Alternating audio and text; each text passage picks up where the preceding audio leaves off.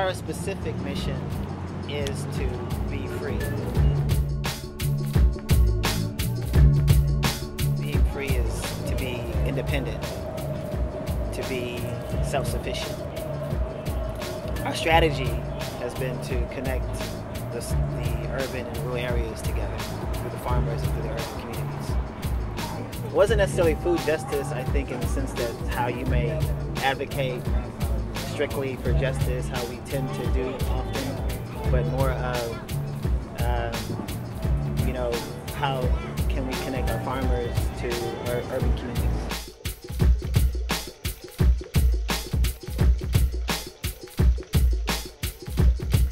We agreed that the central body of this action would be the farmers market, and that would be the springboard for everything else, because really it was about the food, the entrepreneurship, and the farmers, which all congregate in that one body.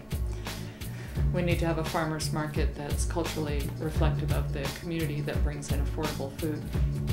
We need to have a neighborhood farm on every block.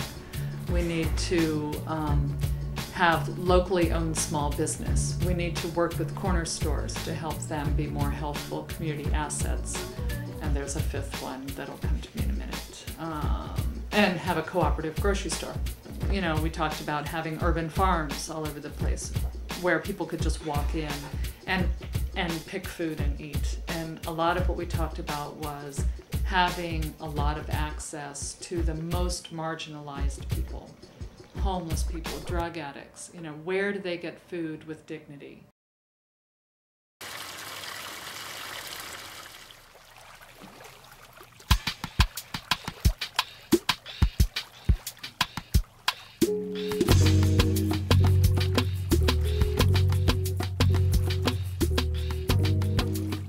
Like my vision, like seeing this space that's like the, supposedly the largest urban farm in the country, it's from what I heard, and its situation like right next to the freeway, and in this really like pretty good area for growing food as far as like sunlight exposure and microclimate.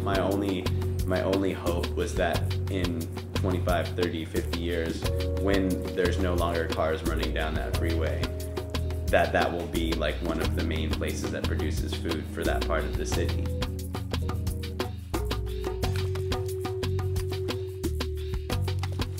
Well, I think more than anything, food is the most important thing that people have in their lives.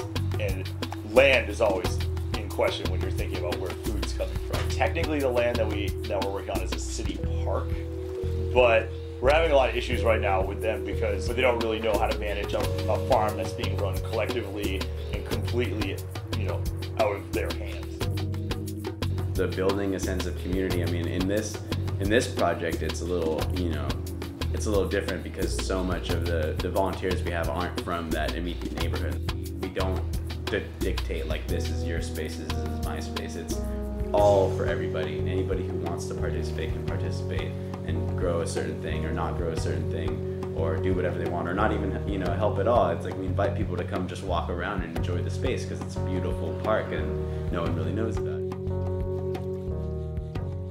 it. So it isn't just about poverty, but it's about challenging this kind of mindset that we have here in this country that, as long as it's marketable, as long as the market sustains it, it's okay. Well, it's not okay because it's literally killing people.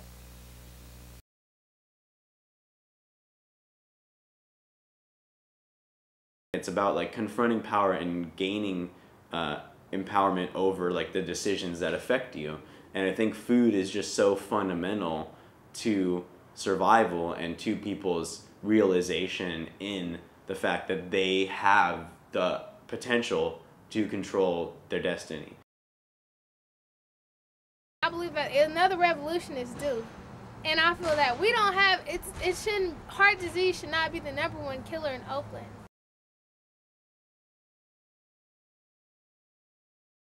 So I think because of People's Grocery, as well as many other organizations, like a lot of people, a lot of our citizens are going to realize that and want to do something about it. Just as so we did racism, just as so when we didn't have like affirmative action, women didn't have suffrage. Like, this is another movement. Like, it's not about race or women or men, it's everybody.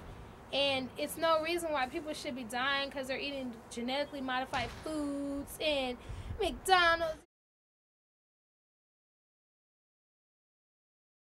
So I think that because of this organization in the future, that it will help to start a revolution and get what the people deserve.